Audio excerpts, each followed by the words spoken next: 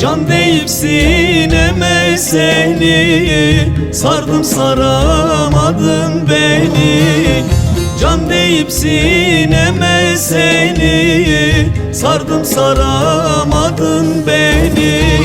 Ellerden aldım haberi, kurşundan beter sözleri, kurşundan beter sözleri.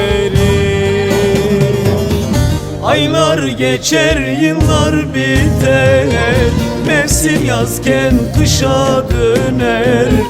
Bir zalimi sevmiş isen gündüzün geceye küser. Aylar geçer, yıllar biter, mevsim yazken kışa döner. Bir zalimi sevmiş isen gündüzün geceye küser.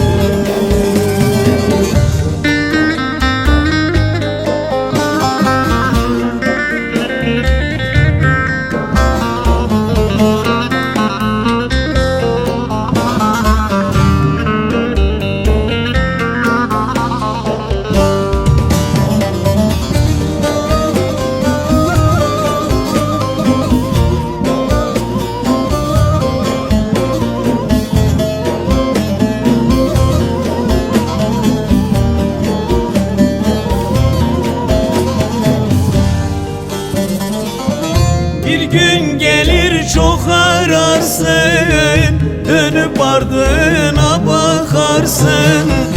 Bir gün gelir çok ararsın, dönüp ardına bakarsın.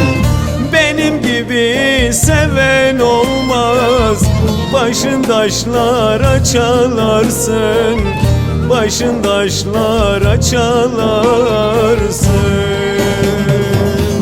Aylar geçer, yıllar biter, mevsim yazken kışa döner. Bir zalimi sevmiş isen gündüzün geceye küser.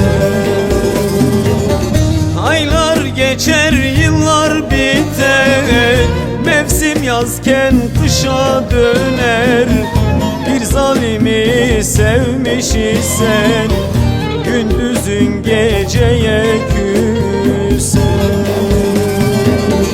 Aylar geçer, yıllar biter, mevsim yazken kışa döner. Bir zalimi sevmiş isen gündüzün geceye küser. Aylar geçer, yıllar biter, mevsim yazken kışa döner. Bir zalimi sevmiş isen gündüzün geceye küser.